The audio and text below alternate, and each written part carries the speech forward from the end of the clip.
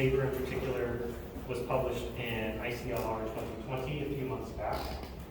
So who here feels they're pretty comfortable with mission reinforcement learning at this point? So? Okay. Okay, cool. So I'm going to provide a bit of background just to prepare for what we're going to go over today. Don't be intimidated by any of the language or any like the terminology used. Please feel free to stop me and if you're not understanding anything, please feel free to stand up. So this is just to expose you to a lot of the kind of recent terms and recent current research interests. So just try to get as much as you can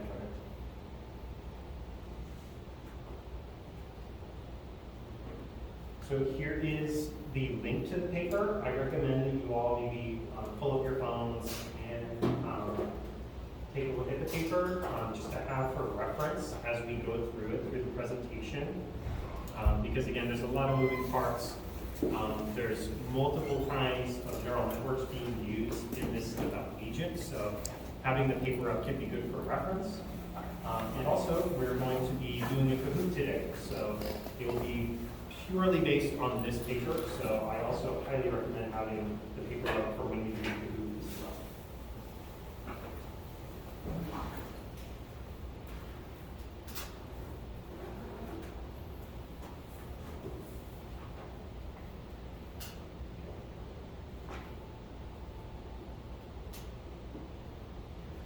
Everyone have it?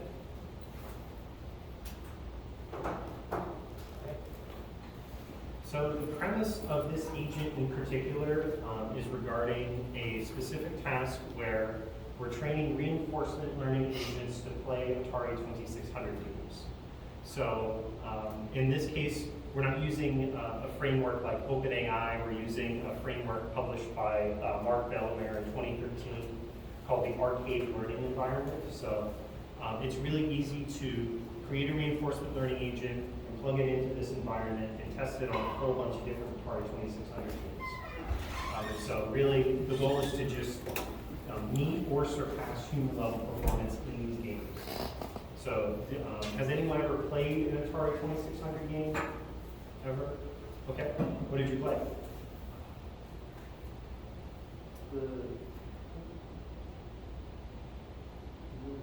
Is that like the weird like emulator one?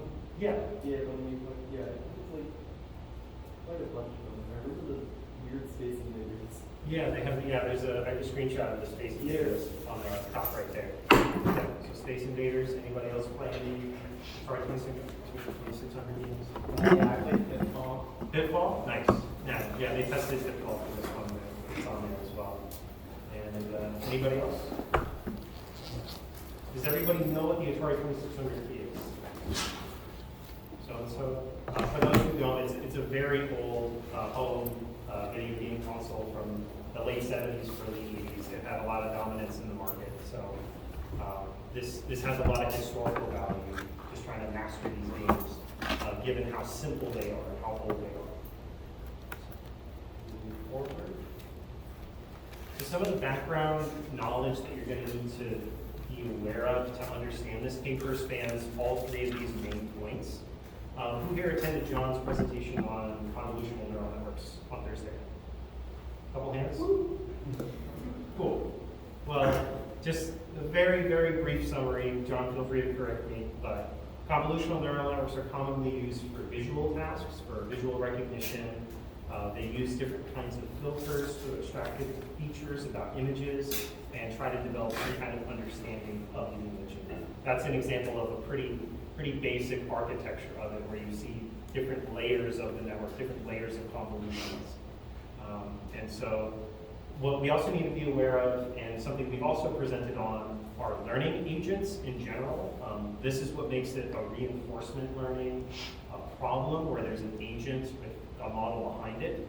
And this agent also uses the actor-critic model, which was briefly mentioned in a presentation earlier in the quarter, where we talked about different kinds of agents, like model-based agents, model-free agents, reflex agents, all of that. And so learning agents often contain an actor and a critic, where the actor is essentially acting given from a policy, which is essentially like an agenda to execute upon, and then the critic rates how effective those actions are based on how the environment was changed. The critic determines whether it was good or bad action.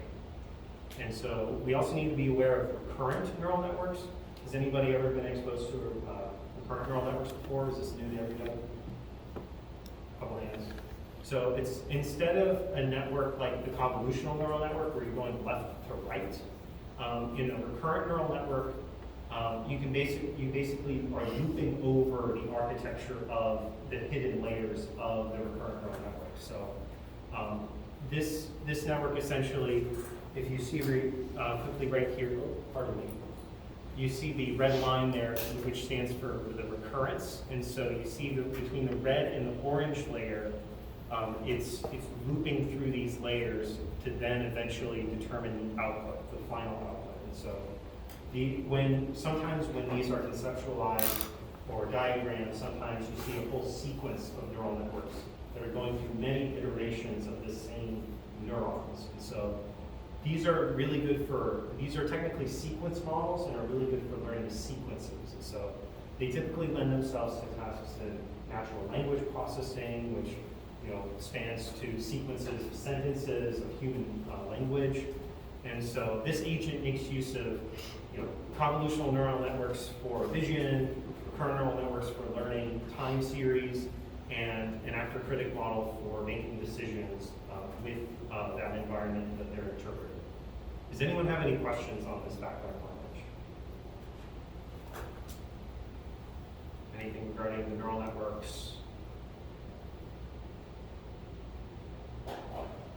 Anybody have any? If anybody gets lost later, please let me know.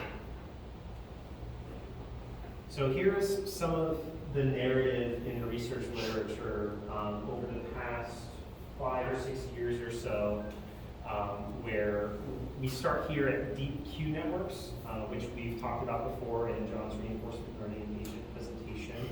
And so deep Q networks essentially use a convolutional neural network, and they have been used for Atari games as a variety of other games to be really efficient and being really expert players at these games.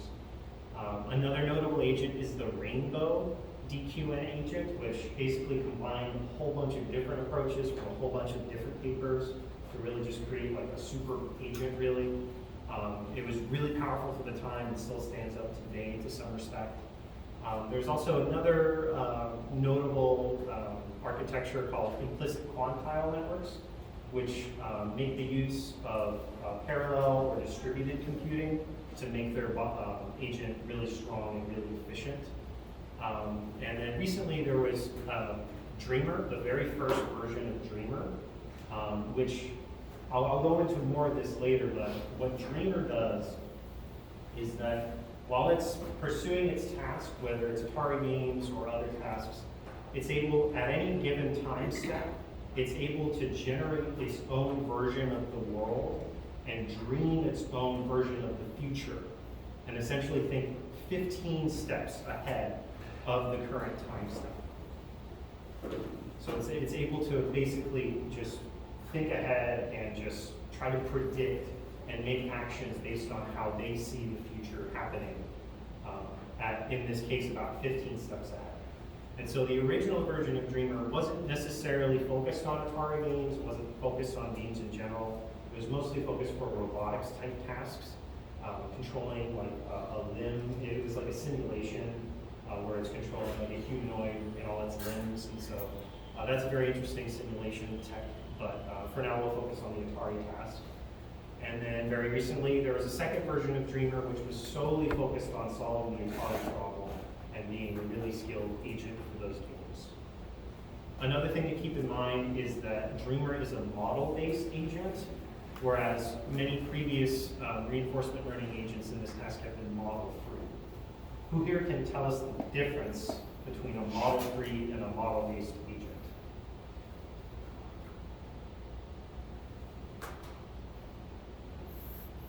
Yeah?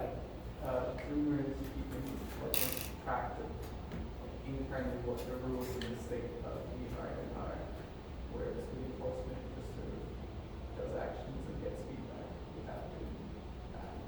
Yeah, so model-free agents just do actions and they don't necessarily store state, correct?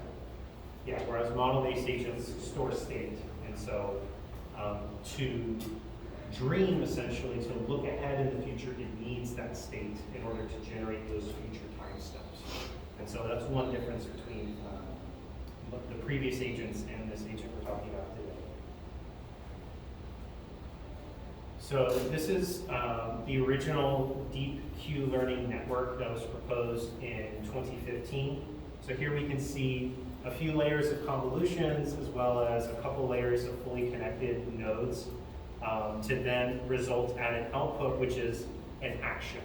And so this is one of the many actions that the Atari 2600 input can have. And so you see either there can be no input and then directional keys, the button, and the directional keys in conjunction with the button. So these are all possible actions to take within the game at any given time step. And so this entire neural network architecture is learning the game, it's processing what's going on visually, and then making that decision. And so can anybody tell us what these kind of obtuse angles are on the architecture there? You see the blue circles with the obtuse angles. Can anybody tell us what those are? Is that a gate? No, that's an interesting response, but no. Yeah? Is that ReLU? Yes, so that's a rectified linear unit. We've talked about those previously in our presentations. But yeah, the gate, those are used, there's gated recurrent units. And so that's a really interesting concept I encourage you to explore. Those are used in recurrent neural networks. But yeah, so that's a ReLU. And so in this architecture, they use ReLU for its activation functions. Awesome. So here is the Dreamer v2 world learning model. This is the first learning model that's used within this agent. So there's a lot of moving parts, so I'm going to kind of move on over here to go through it. So can everyone see this? Right over there? Okay, cool. So this is the input. This is the input layer. These are images of the Atari 2600 game. So this is the raw input, the raw image from the game. And so this is intake into the agent using a convolutional neural network. So the convolutional neural network processes this input image and feeds it into a knowledge representation model, which are these Z variables you see here. And so once it's fed into a knowledge representation, it's all the data from the input frame is quantified. Everything is classified, all the features, its understanding of what's going on in the game. In the case of Space Invaders, it knows how many aliens there are on the screen, it knows how many barriers are left on the screen, it knows its position on the bottom of the screen. Those are all different features and different variables that are accounted for in these knowledge representations. And so after the convolutional neural network, it's fed into the knowledge representation, and then the recurrent neural network can then make use of this knowledge representation. And so this recurrent neural network also can, I believe, I haven't looked too deep into the code yet, but it appears that the recurrent neural network also contains the actor-critic agent within its code. And so from here, this knowledge representation model, it's used to make a predicted version of the knowledge representation. It's basically, this is where it's kind of creating its own version of the world between these knowledge representations. And so that's what Z hat is in this case. It's taking the input that the recurrent neural network had from the previous time step, and then it's creating its own version there. And then it's comparing it to what the actual time step is now. It's comparing it to what the world is now and what it thought it would be. And so this is measured using a KL loss, KL learning. We're not going to go into that today, but just know that that's the kind of algorithmic procedure used to compare these two knowledge representations. And so once the recurrent neural network and once the agent is aware of these predictions, what went wrong, what went correct, it can then generate its own predicted frame. of what the next time step is going to look like. And then it'll also give a predicted reward for the agent based on how effective its previous action was. Is everybody following me? Awesome. So that was pretty much one time step using this world learning model. And so all of these different components, H, R, X, Z, they're all governed by these different variables that are generated using those procedures on the top right. And so that's one iteration. That's the first iteration of a sequence. That's a cold start, essentially, for playing the game. And so the next step, goes through all those different steps again, and it has the previous steps information for the agent to then make an action. And so this is the action that the previous instance of the recurrent neural network made to affect the game world. And so it takes these actions, and then again, the actor-critic model can make a decision on how effective it was at playing the game. Whether it was to shoot the aliens, whether it was to move out of the way, whether it's able to use some kind of special ability in a different kind of game. These games are typically moving left to right. They're old arcade-style games, so there's not as much to account to compared to newer games in this industry. So that is pretty much the world learning model in a nutshell. There's also some hyperparameters for anybody interested. We see that a sequence length for the world learning model is 50 steps. And we also notice that it's not using a ReLU function. It's not using that for its activation function. It's actually using the hyperbolic tangent function. So there's some differences there compared to the previous original model. So it's clearly gotten significantly more sophisticated than just a convolutional neural network that makes an action. There's a lot more going on now, and this is kind of indicative of where the state of the art is for these kinds of reinforcement learning agents for games use. Does anyone have any questions? Okay. So here's some of the math that's governing this world learning model. We're not going to dive too deep into this today. This is just to visualize the complexity of these models within the state of the art, within the current research literature.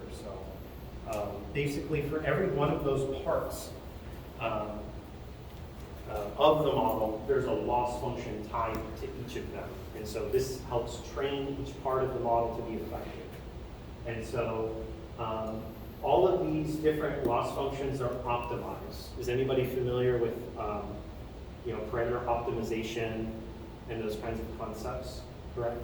Okay. And so those are the variables again that define all of the different aspects of the model there. So we're not going to dive too deep into this, but I will ask one quick quiz question.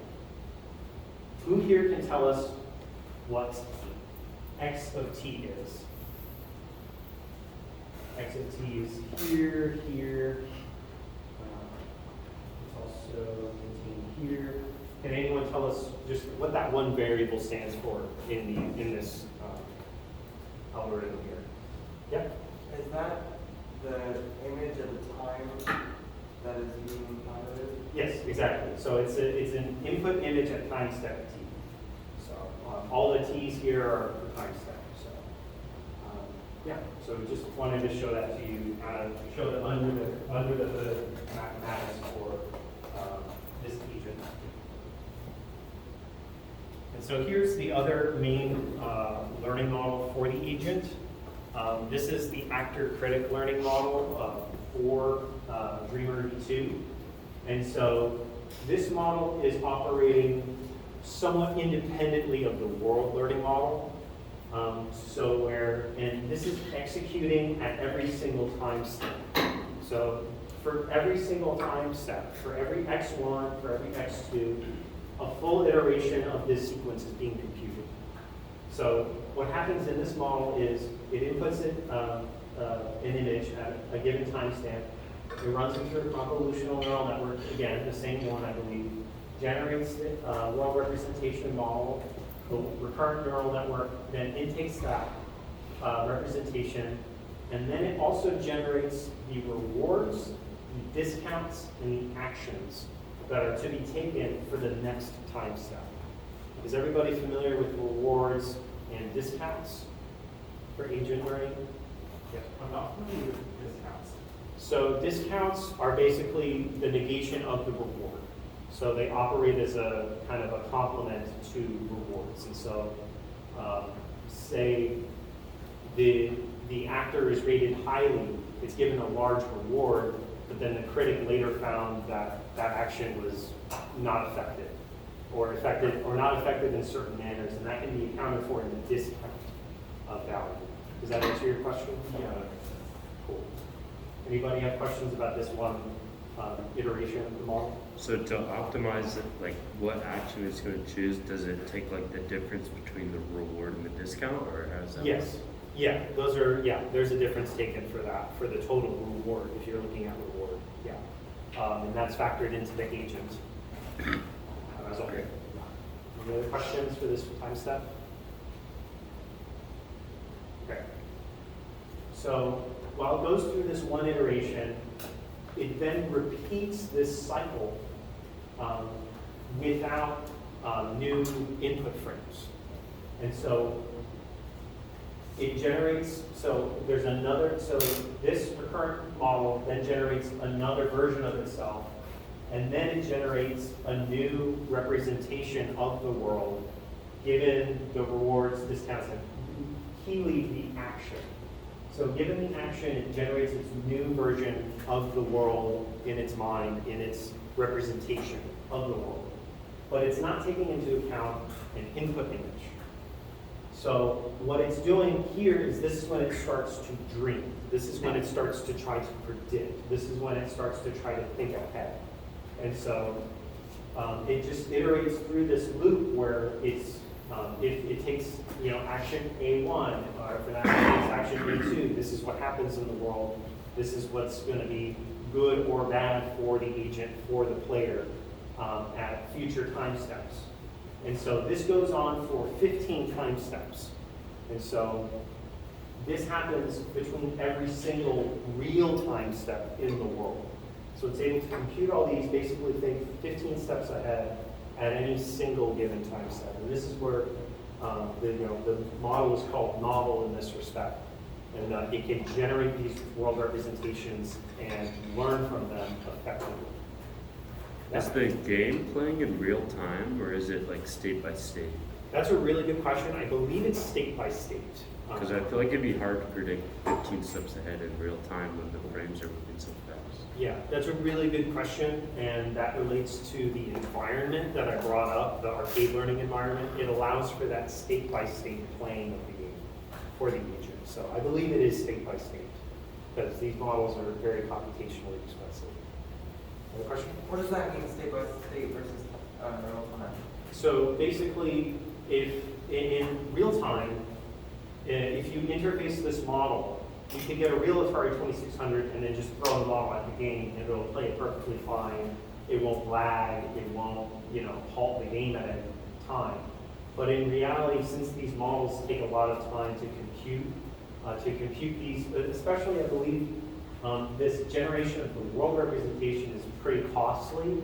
You can't play the game in real time and think 15 steps ahead between any given second or whatever designates a time step. If it's in seconds or milliseconds, that can be defined as different intervals. And so it's not computationally efficient enough to play in real time.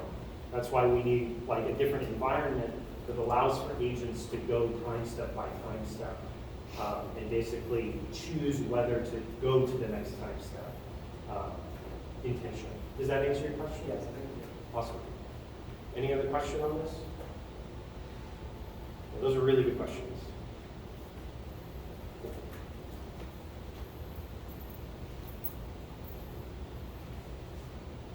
All right, and here are the loss functions that govern this model in particular within the agent. And so we see this is how the actor and the critic are operating. They're operating on these kind of approximations here, where the agent selects an action based on the world representation. The critic determines the discount and rewards based on the error of that summation. There's also this value target function, which operates as an intermediary for the critic and the actor losses.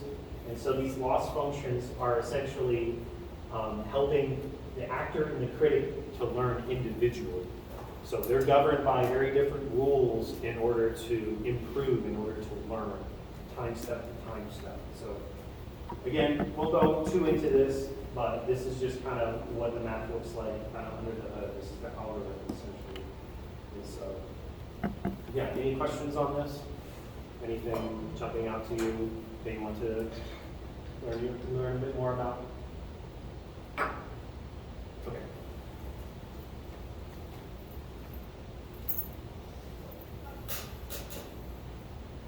So here are some of the results. Here are how, this is how the agent is stacking up to other agents and other models in the current research literature.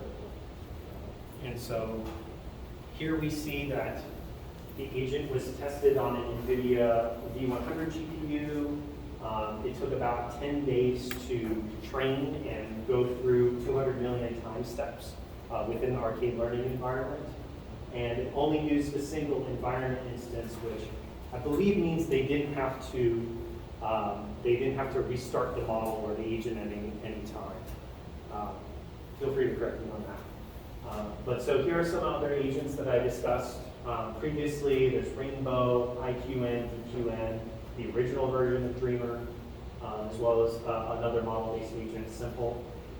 And so you see there's a few different metrics that it looks at in terms of like how much better the model actually is at playing these games. And we'll go into which games in particular it played in the next slide. But so these are kind of the summarized results. There's mean, median, clip mean. And so these two columns here are essentially, they're stacking up against how much a professional gamer played these Atari 2600 games. And so by gamer mean, gamer median, this is compared to like an above average player for Atari 2600 games. Whereas the record mean and the clip record mean are based on the highest possible score that a human has ever achieved. And so in all of these respects, Dreamer V2 has outperformed all the other models that did look back in, I believe, May 2021, as of May. And so we see, in some respects, the model's way better, like in the gamer mean, the average of the average player, essentially. It jumps up way high above that, as well as the record mean. But the researchers felt that the statistics behind measuring these agents are not algorithmically robust. And so they developed this new metric called clipped record mean, which shows a much more iterative improvement over each agent. And they feel like this is the better metric of how these agents should be evaluated using this specific metric.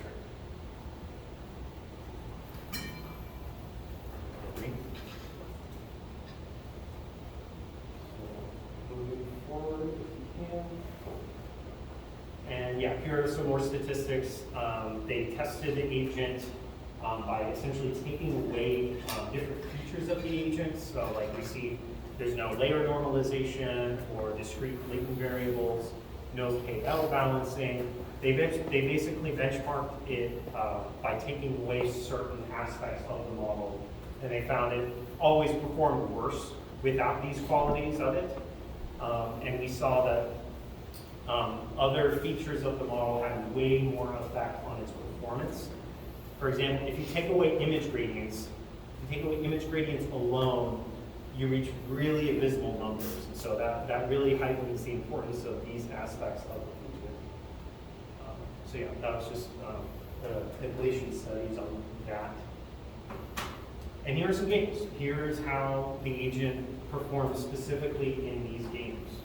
I know one person has played Space Invaders. Has anyone else played any versions of these games? Asteroids, there's Pac-Man, Breakout, very nice. I played Pac-Man. Pac-Man, nice. Cool. So yeah, there's some familiarity with how these games are, and you see some of the disparities in how well it's doing from game to game. You see that it doesn't perform outright better in every single game, mostly due to the differences of how these games operate. And so here we see it reaches record performance between two other powerful agents in Breakout. Right? We see it reaches about 40,000, whereas Rainbow and IQ didn't reach 4,000. And it's really coming up on the human level records. So we're coming up on human level performance there. Some other games are just outright fails. Like there's one called Venture where it just fails miserably at 2 points. And then Space Invaders, it did pretty mediocre. And then there's this one game in particular called Up and Down, which is a driving game, if anyone's ever heard of it. It's like a driving game, and it was apparently really good at playing it. It surpassed the human record and every other record by every other AI. And then it also performed really well in James Bond in particular. And so, yeah.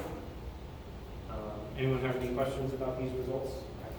Can I ask, is this one model being thrown at all of the games, or so it's that you're not like setting up the convolutional neural network to like show what to look for, like what is a player and what's an enemy, stuff like that?